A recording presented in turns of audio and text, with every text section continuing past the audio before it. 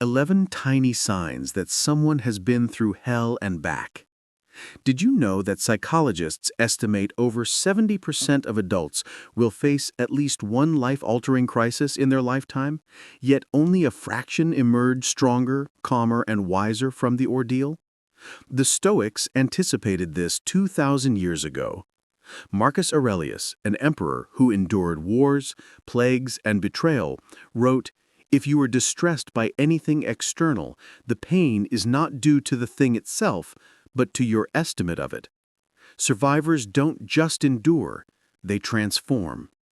Imagine this. You're sitting across from someone who looks perfectly ordinary. They laugh at a friend's joke, handle their work responsibilities, and join family dinners like anyone else. But then you notice something unusual. When you speak, they don't just wait for their turn to reply.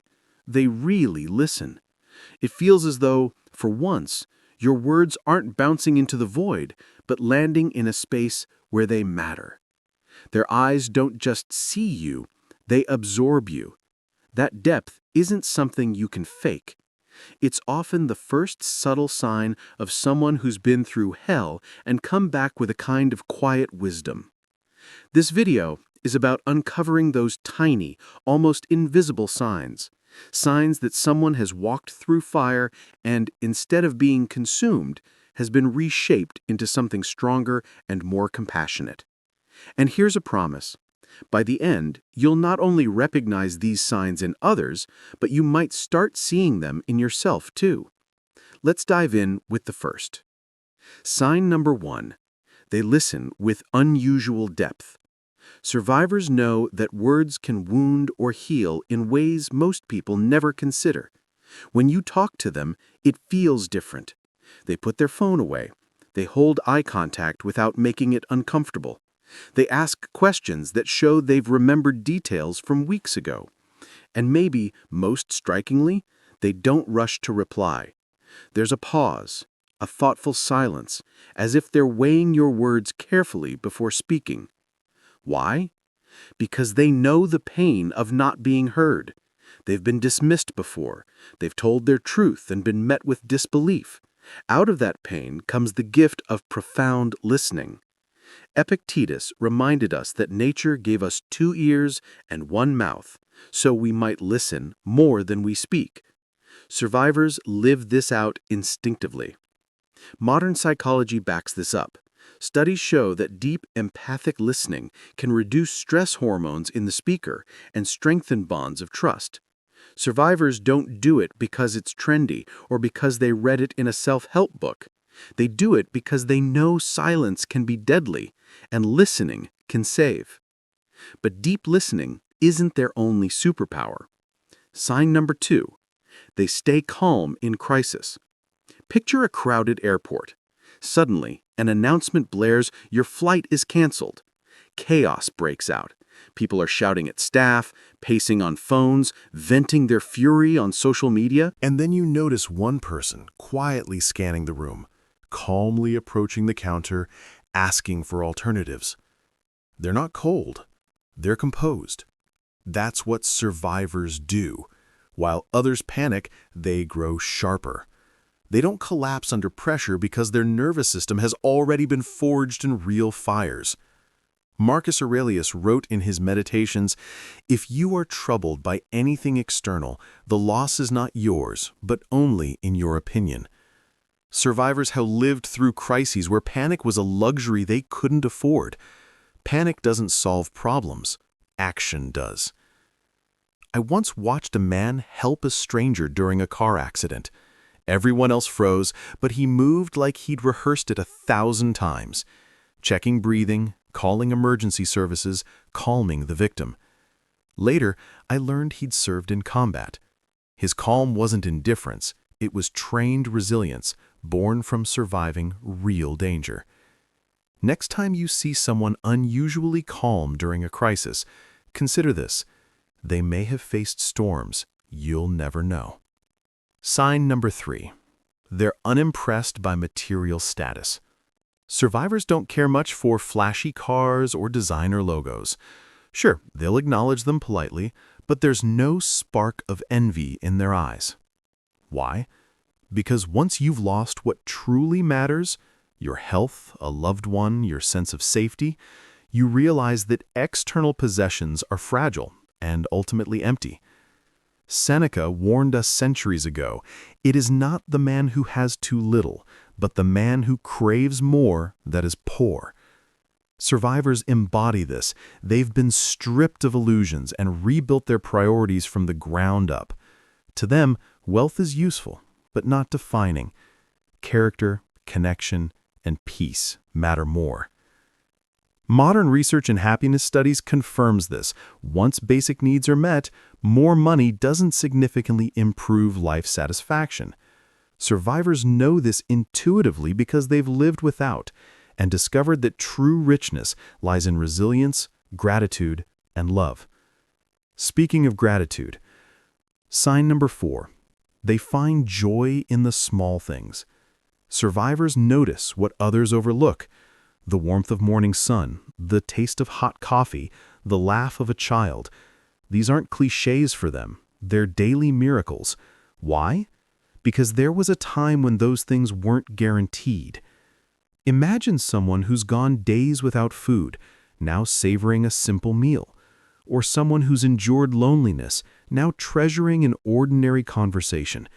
Marcus Aurelius advised himself each morning, "When you arise in the morning, think of what a privilege it is to be alive."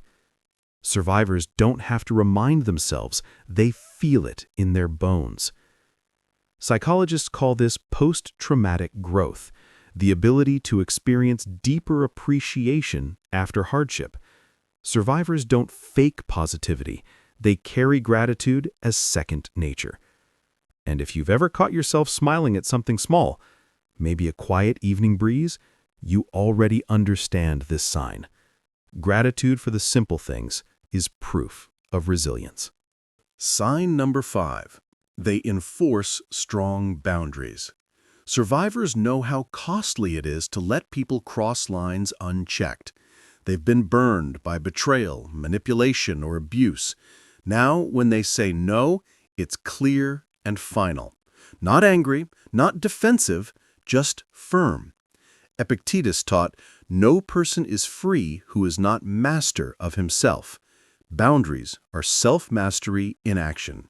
Survivors open their gates to those who earn trust and close them against harm. They no longer confuse kindness with people-pleasing. You'll notice it in small ways: declining invitations without over-explaining, protecting their time fiercely, refusing to tolerate disrespect. To some, this may seem harsh. To survivors, it's survival. They've learned that self-respect is non-negotiable.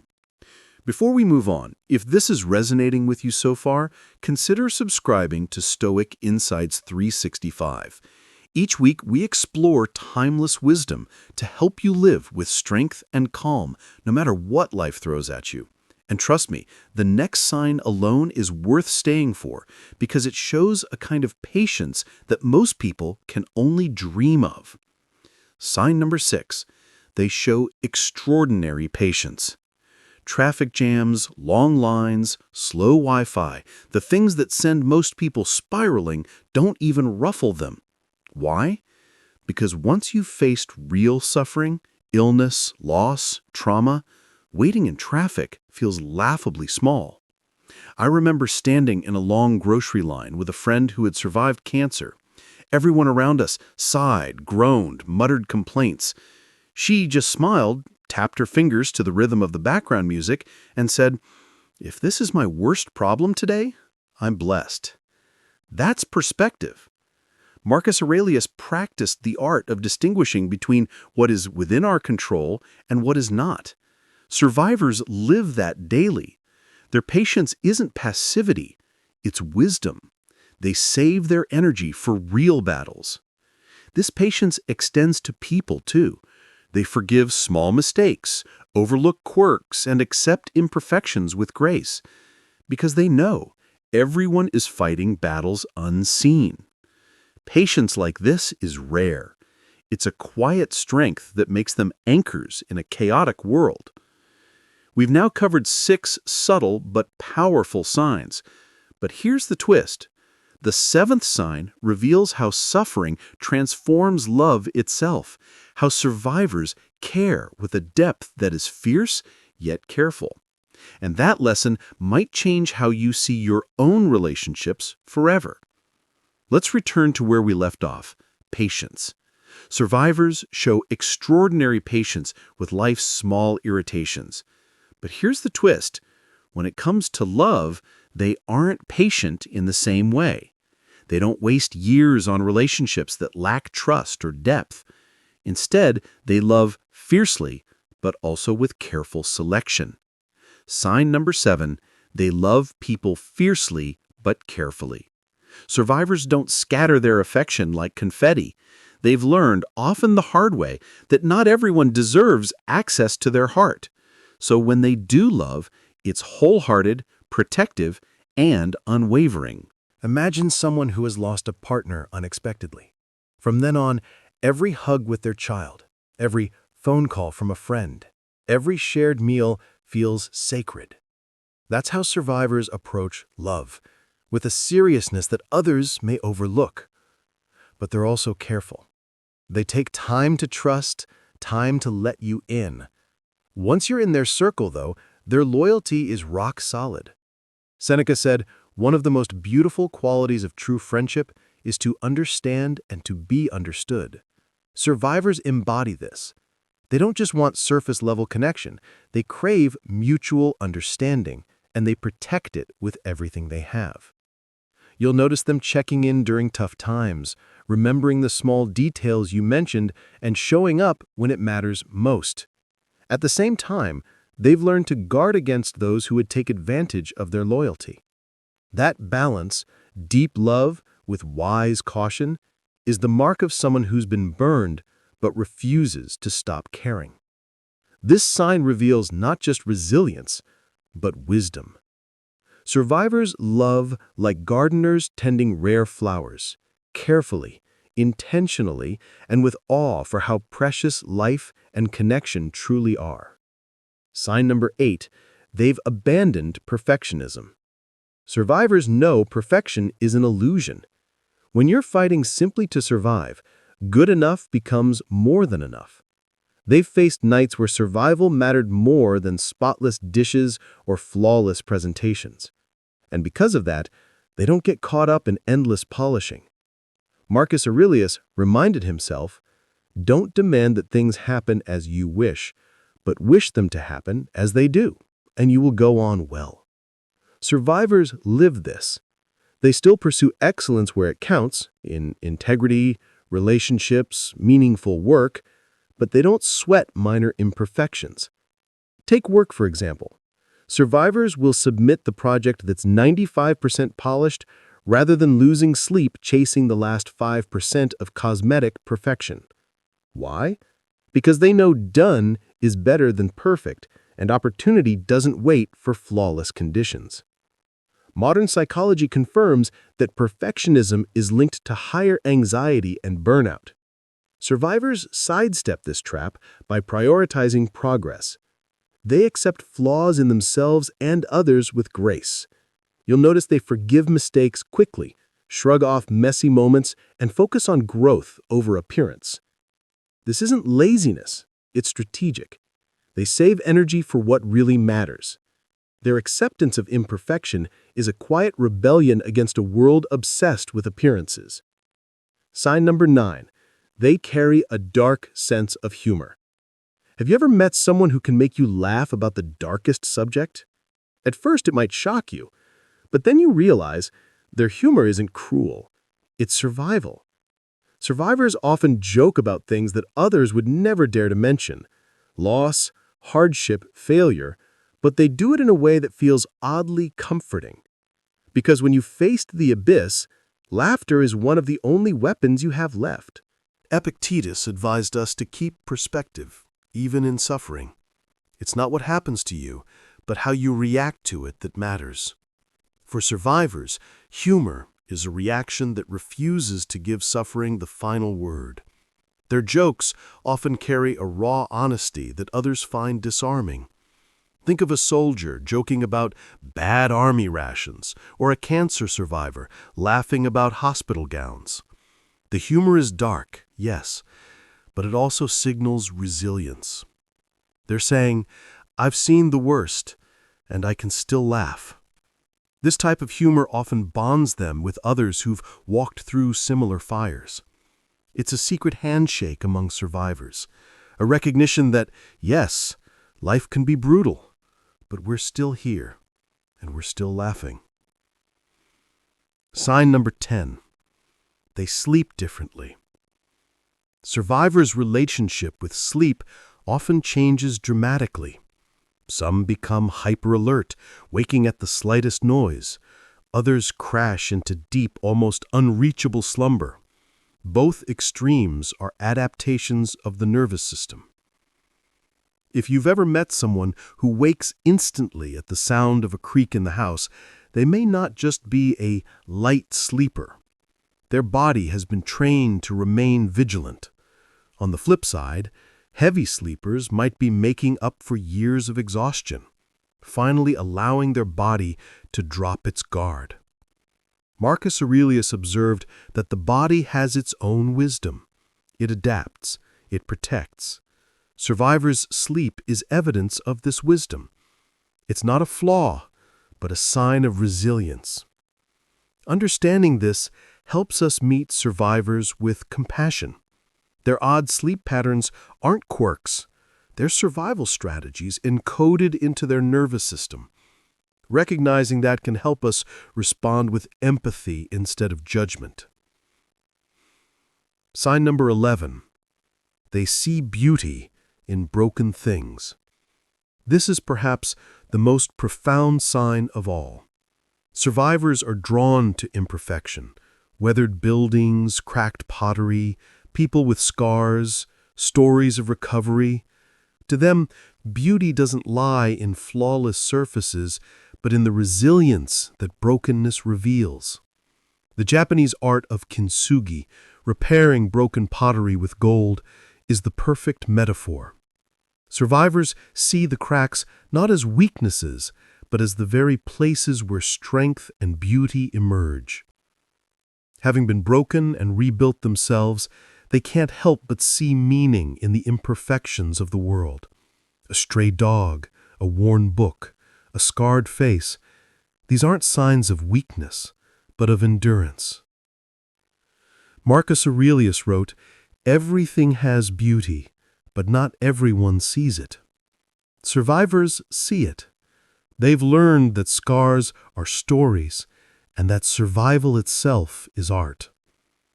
This perspective makes them deeply compassionate.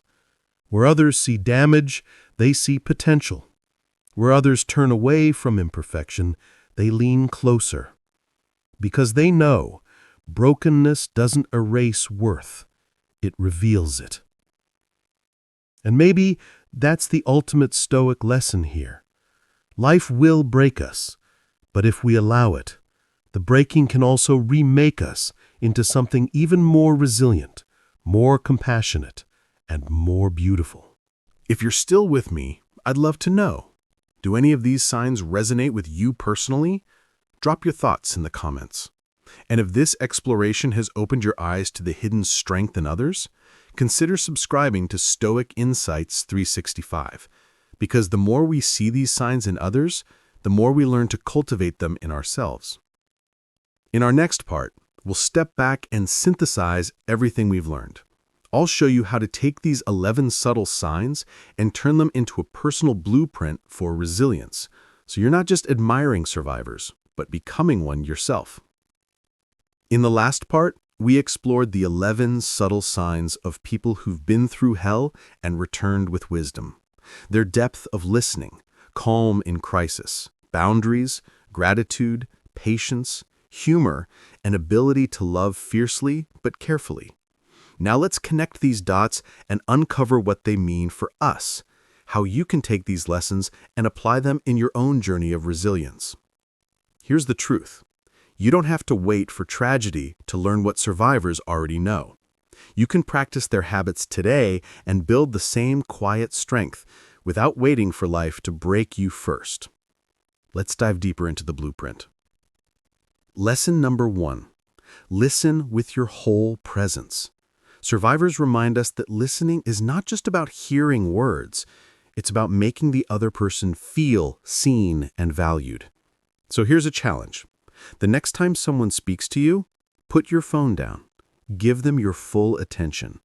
Notice their tone, their pauses, the emotion behind their words. When they're finished, wait 3 seconds before responding. That pause alone signals respect and depth. It sounds simple, but try it for a week and watch how your relationships shift. People will start telling you things they've never told anyone before because they can feel your genuine attention. Epictetus was right. We have 2 ears and 1 mouth for a reason. Lesson number 2. Stay calm when others panic. Remember, panic solves nothing. Survivors embody this because their nervous systems have been recalibrated by crisis. You don't need trauma to train this skill. You can practice it. Next time something goes wrong, a late bill, a broken appliance, a traffic jam, pause and ask yourself, will panic help? Probably not. Instead, train yourself to step back, breathe, and focus on the next best action. Marcus Aurelius practiced this daily. If you are pained by external things, it is not that they disturb you, but your judgment of them. Try adopting that mindset the next time chaos hits. You'll be amazed at how quickly clarity replaces panic. So here's a practice. Each week, write down 3 non-material things you're grateful for. It could be your morning walk, your child's laugh, or even your breath. This shift in focus rewires your brain to value what actually matters. Research in positive psychology confirms it. Gratitude practices increase long-term happiness more than any external purchase. Lesson number 4. Embrace imperfection. Survivors abandon perfectionism because life taught them that survival is more important than spotless performance. For you, this means shifting from perfection to progress. Want to start writing, painting, exercising? Don't wait until the conditions are perfect. Just start. Seneca said, "While we wait for life, life passes." The pursuit of perfection often masks fear. Survivors show us that done beats perfect. So this week, finish something at 80% and move forward. You'll gain momentum, which matters far more than flawlessness. Lesson number 5. Protect your peace with boundaries. Survivors know that saying no is not rejection, it's self-respect. They remind us that you can't pour from an empty cup. So here's a practical step. Identify one area of your life where you're overcommitted. Maybe it's a social obligation, a draining project, or someone who constantly takes without giving. Practice saying no calmly without apology. Epictetus would call this focusing on what's up to us. You are not responsible for other people's reactions. You are responsible for your peace. And trust me, people will respect you for it. Lesson number 6. Practice gratitude for the small. Survivors appreciate things like warm beds, sunsets, or simple meals because they know what it's like to live without. You don't have to wait for loss to build this mindset. Try this. Tonight, before bed, write down 3 ordinary things you're grateful for. A working fridge, clean water, a safe place to sleep. Marcus Aurelius began each morning by reminding himself life itself is a gift. Adopting this practice rewires your brain to see blessings instead of annoyances. Over time, this makes you more resilient because gratitude is the antidote to despair. Lesson number 7. Transform your relationship with time. Survivors don't waste energy on trivial frustrations. They know life is too short. You can adopt this mindset now. The next time you're stuck in traffic, instead of fuming, turn that moment into a meditation.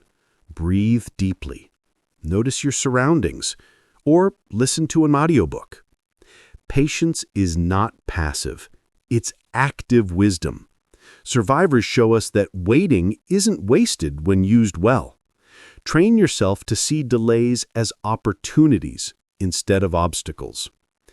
But here's the real twist.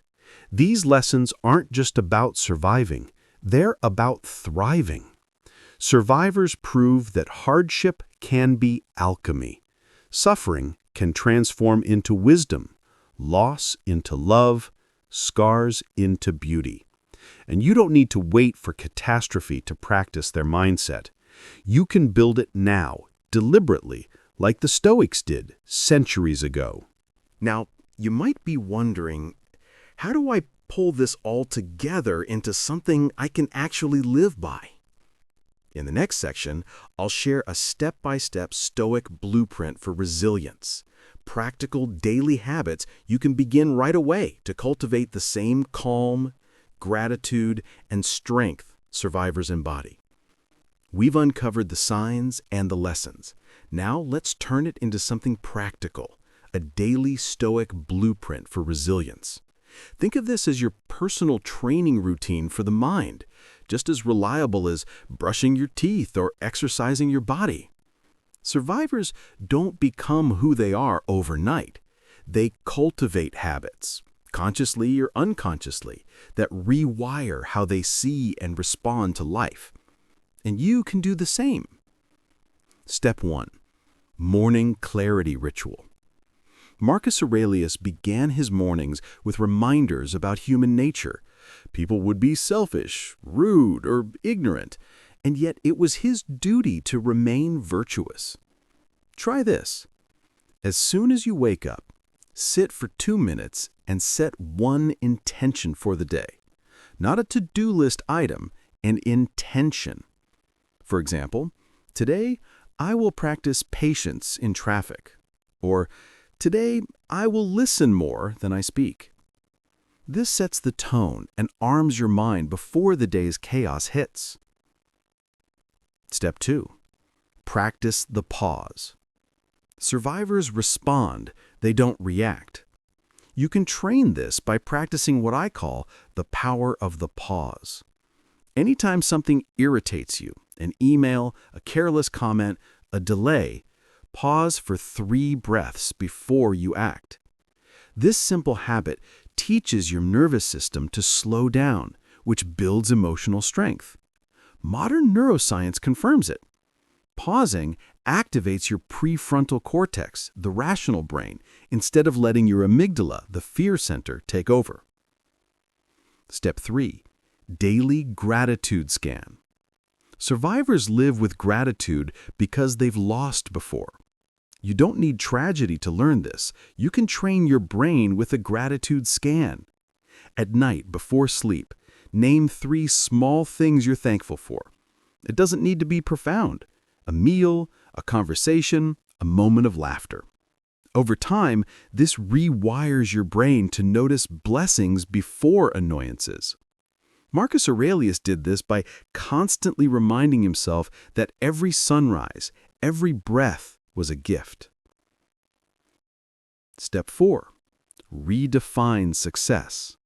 Survivors know that possessions don't equal worth. Each week, write down your definition of success, not society's, not Instagram's, yours. Is it peace of mind? Is it raising strong kids? Is it creating meaningful work? Keep it visible. This anchors you against the tide of external validation. Seneca warned that we are enslaved when we chase what others value. Free yourself by defining success on your own terms. Step 5. Protect your energy. Survivors enforce boundaries because they know the cost of saying yes to everything. Make it a habit to review your commitments weekly. Circle one that drains you the most and ask, what would happen if I said no? Often, the answer is very little.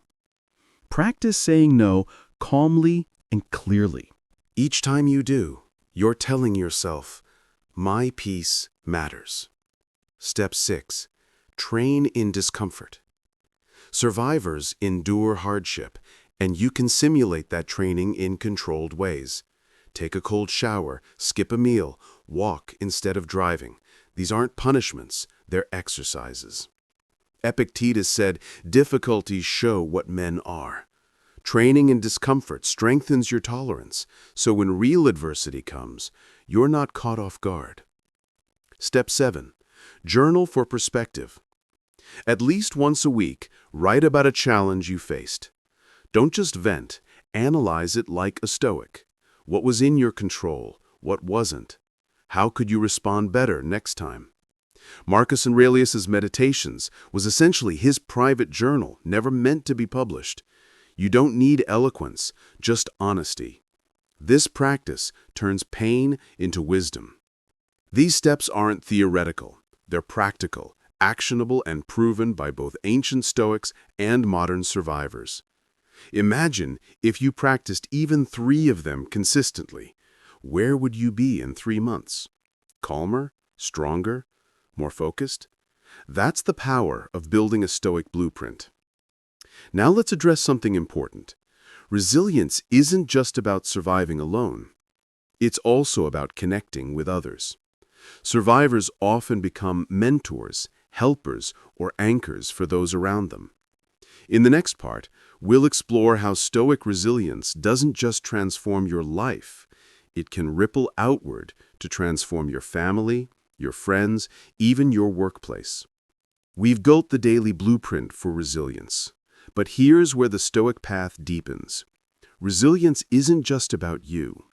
The quiet strength survivors carry naturally ripples outward. It shapes families, friendships, workplaces, even entire communities. And this is where Stoicism becomes more than philosophy. It becomes service. Resilience as a gift. Think about it. When someone stays calm during a crisis, everyone around them feels safer. When someone listens with depth, the people they talk to feel valued. When someone shows gratitude for small things, it softens the hearts of those nearby. Survivors remind us that resilience is contagious. Epictetus said, "Don't explain your philosophy, embody it." The Stoic doesn't need to lecture. They live in such a way that others naturally rise with them. Survivors don't walk into a room announcing they've endured hardship. Their presence speaks for itself, and often that's enough to inspire others. The anchor effect. Imagine being on a turbulent flight. Most passengers are anxious, fidgeting, sighing loudly, but one person, calm, steady, simply reads their book. Without saying a word, their composure eases the people sitting nearby. Survivors become these anchors in everyday life. Families turn to them during arguments. Teams look to them when projects collapse. Friends lean on them when life unravels. Their strength creates a ripple of stability. Their experiences give them stories, lessons, and perspective that textbooks can't teach. When they share how they overcame hardship, not with bravado, but with honesty, they become guides for others navigating their own storms. Seneca believed that we should every day call ourselves to account. Survivors live this, and when they share it, others learn accountability too. Here's how you can embody this mentor energy, even if you don't think of yourself as one. Share lessons, not lectures. Instead of saying, "You should be grateful," say, "I remember when I didn't have this, and it made me see things differently." Offer calm presence over quick solutions. Sometimes the most powerful thing you can say is nothing. Just being there, steady, is enough. Be vulnerable with your scars. Survivors who hide their stories deprive others of hope. But when they say, "I've been there and I made it through," they give others a map. The community ripple. Resilient individuals uplift groups. Studies show that teams with calm, emotionally balanced leaders perform better under stress. Families with one emotionally steady member recover faster from crises. Communities with visible role models of resilience grow stronger in times of hardship. Think of Marcus Aurelius. His Stoicism wasn't just private journaling.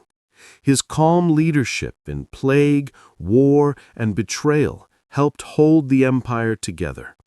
Survivors today can play a similar role in their circles, quietly modeling calm strength that becomes the invisible glue holding people together. Practical steps to ripple resilience outward. Model patience daily. Let people see you shrug off small frustrations. They'll unconsciously mirror it. Be the listener.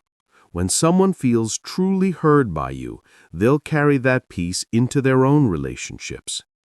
Offer perspective. Without minimizing pain, remind others gently that setbacks are rarely the end. Use your own story if needed. Create safe space.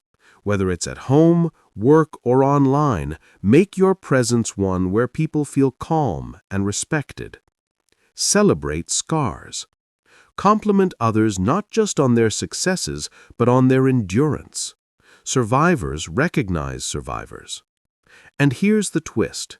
When you practice resilience not just for yourself, but for others, it deepens your own.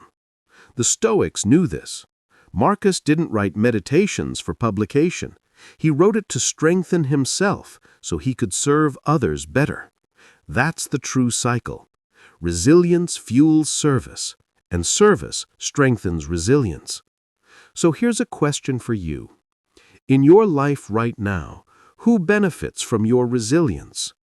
Who feels calmer, stronger, or safer because of your presence? It might be your children, your spouse, your coworkers, or even strangers. Recognize that your practice isn't just for you. It's a gift you give. In the next part, we'll move into something even more powerful. We'll explore the Stoic exercises, the practices Marcus, Seneca, and Epictetus used every single day to strengthen their minds. Not morbidly, but as fuel. Marcus Aurelius reminded himself, you could leave life right now. Let that determine what you do and say and think. Try this.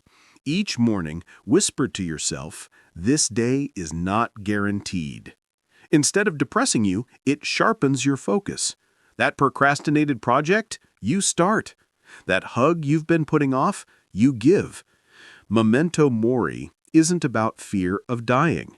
It's about urgency in living. Exercise 7. Amor fati. Love your fate. Don't just accept what happens, embrace it.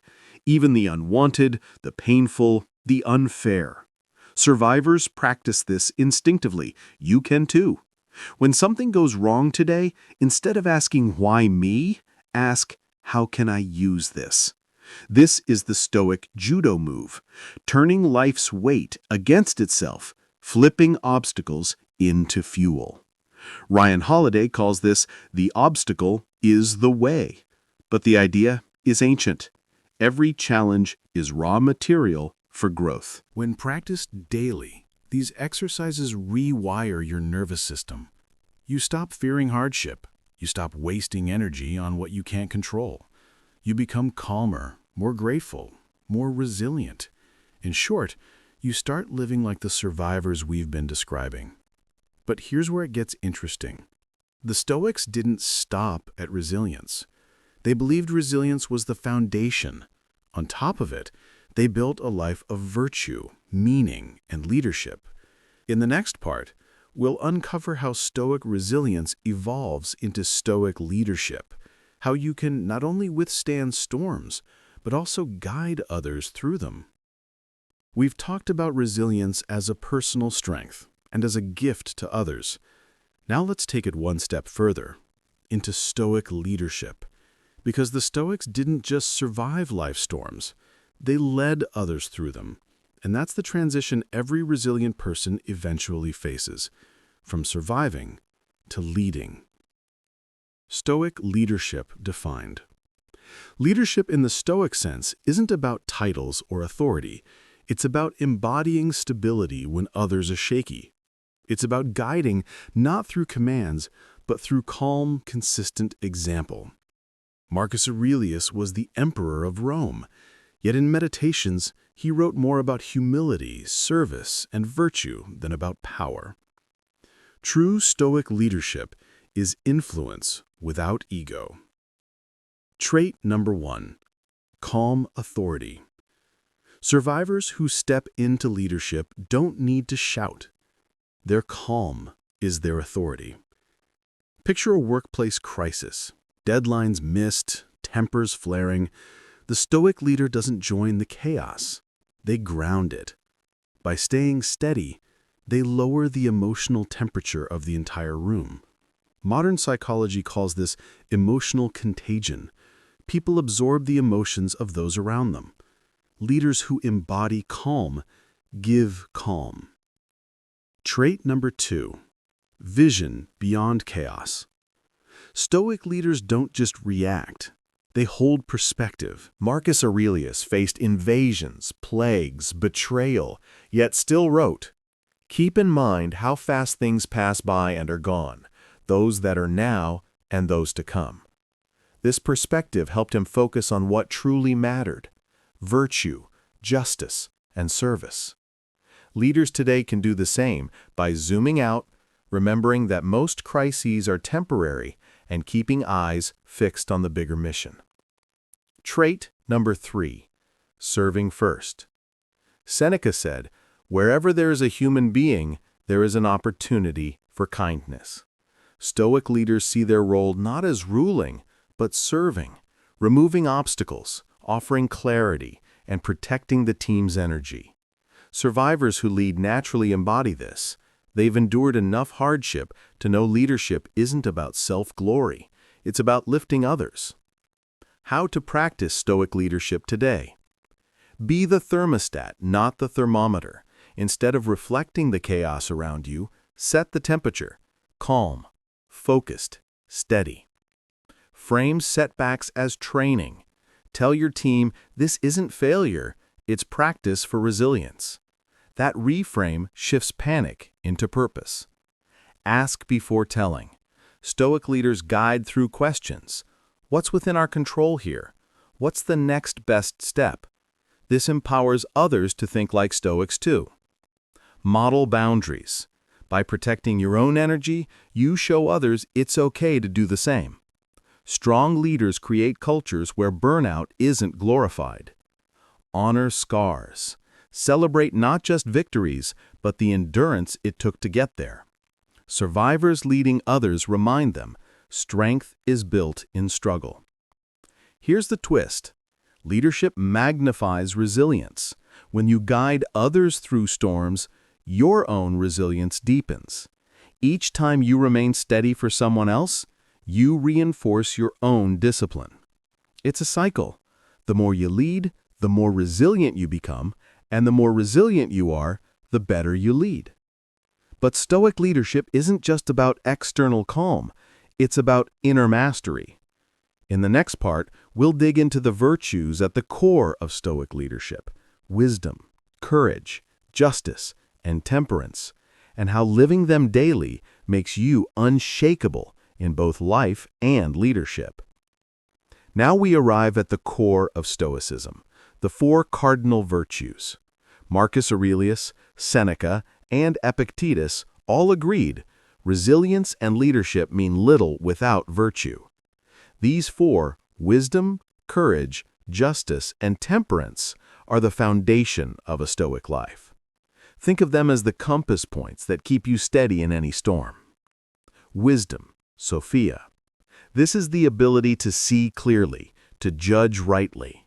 Survivors embody it because they've learned the hard way what matters and what doesn't. Wisdom means asking, is this essential? Is this true? Is this within my control? In leadership, wisdom prevents rash decisions. It helps you see past panic and focus on principle. Marcus Aurelius wrote, If it is not right, do not do it. If it is not true, do not say it. That's wisdom distilled into action. Courage isn't absence of fear. It's acting rightly despite fear. Survivors have walked through nights of terror, yet kept moving. In daily life, courage means telling the truth when it's easier to stay silent, standing up for values when others conform, or facing uncertainty without running. Seneca put it bluntly, sometimes even to live is an act of courage. And in leadership, courage means choosing integrity over popularity. Justice, dikaiosune. Justice is about fairness, service, and treating others as equals. Stoics believed we're all citizens of one world, bound by reason and shared humanity. Survivors often emerge with deep empathy, aware of invisible battles others fight. Justice means asking, how can I serve? How can I protect? How can I lift others? Epictetus said, no man is free who is not master of himself. Justice extends that mastery outward, respecting others' dignity, protecting what's right. Temperance, sophrosyne. Temperance is self-mastery, discipline, moderation, balance. Survivors know excess can destroy you, whether it's excess anger, indulgence, or ego. Temperance means keeping desires in check, emotions steady, and actions measured. Marcus trained himself daily. You have power over your mind, not outside events. Realize this and you will find strength. Temperance gives that power structure. Put these virtues together and you have the Stoic leader. Wise enough to see clearly, courageous enough to act, just enough to serve fairly, temperate enough to remain balanced. Here's how you can live them daily. Before a decision, ask, is this wise? Before a fear, ask, what would courage do? Before a conflict, ask, what is just? Before a temptation, ask, what would temperance say? Practice these questions like a checklist. Over time, they become automatic. The Stoics didn't believe virtue was optional. It was the only true good. Everything else, wealth, health, reputation, was secondary. And that's what makes survivors so powerful. Many of them embodied these virtues without ever naming them. Their scars have become their teachers. But here's the deeper insight. When you live by these virtues, resilience stops being reactive. You don't just bounce back from hardship, you stand unshakable before it. That's the shift from survivor to sage. In the next part, we'll explore exactly that, how Stoics transformed suffering into strength. We'll look at the process of turning obstacles into opportunities, the alchemy at the heart of Stoicism. We've arrived at the Stoic alchemy, the process of turning suffering into strength. Survivors embody this naturally, but the Stoics turned it into an intentional practice. They didn't just endure hardship, they transformed it into fuel for growth, wisdom, and service. The obstacle becomes the way. Marcus Aurelius wrote, "The impediment to action advances action. What stands in the way becomes the way." This is Stoic alchemy in one line. Instead of seeing obstacles as blocks, the Stoics saw them as stepping stones. Think of it like fire. Throw wood, straw, or garbage onto a flame, and the fire doesn't shrink, it grows. Marcus used this metaphor himself. Adversity is fuel. Survivors live this. Every setback becomes training. Every pain becomes perspective. Every scar becomes proof of endurance. Case study: Nelson Mandela. Imprisoned for 27 years, he emerged not bitter, but wise, patient, and ready to lead. Mandela used confinement as a classroom for discipline and vision. That's Stoic alchemy, transforming what could have been destruction into strength that shaped a nation. Practical application, reframing. When hardship hits, instead of asking, "Why me?" ask, "How can I use this?" That one question shifts you from victim to alchemist. Lose a job? It's a chance to redirect into work aligned with your values. Face betrayal? It's training in discernment and boundary setting. Experience illness? It's a reminder to value time and health. The survivor's reframe. Survivors don't deny pain. They acknowledge it fully, then reframe it into meaning. A car accident isn't good, but it can become the reason someone values life more deeply. Trauma isn't desirable, but it can make someone more compassionate. The Stoics didn't sugarcoat reality. They insisted we face it honestly, then transform it. Modern psychology. Post-traumatic growth. Research shows that many people don't just recover from trauma, they grow. They report deeper gratitude, stronger relationships, clearer priorities. This is exactly what the Stoics taught. It's not just bouncing back, it's bouncing forward. Daily alchemy practice. Name the obstacle. Write down the challenge clearly. Extract the lesson. Ask, what is this teaching me? Apply the fuel. Take one action, small or large, born from that lesson. For example, stuck in traffic. Obstacle, delay. Lesson, impatience wastes energy. Fuel, practice calm breathing. It's small, but alchemy happens in these micro moments too. The emotional alchemy. Survivors often laugh at dark experiences, not because the pain was funny, but because humor turns despair into distance. This is another form of alchemy. By changing how we frame and feel about suffering, we reclaim power over it. Seneca wrote, "Fire tests gold. Suffering tests brave men." The Stoic alchemist takes suffering as the forge. But here's the twist. Alchemy isn't just about you. The transformed pain becomes light for others. Survivors who share their story turn personal suffering into collective strength. Your scars may be someone else's map. In the next part, we'll bring all of this together. We'll explore how to synthesize Stoic resilience, leadership, virtue, and alchemy into a lasting philosophy of life. One that doesn't just help you endure hardship, but allows you to live with purpose, clarity, and calm strength every single day. Now we bring everything together. We've explored the subtle signs of survivors, the Stoic blueprint for resilience, the practices, the leadership, the virtues, and the alchemy of turning obstacles into strength. But what does it look like to live this out as a complete philosophy of life? That's the final step: integration. The Stoic framework for modern resilience. Think of it in 3 layers: foundation, self-mastery, daily practices like journaling, negative visualization, gratitude, and the dichotomy of control form the base. This is your training ground.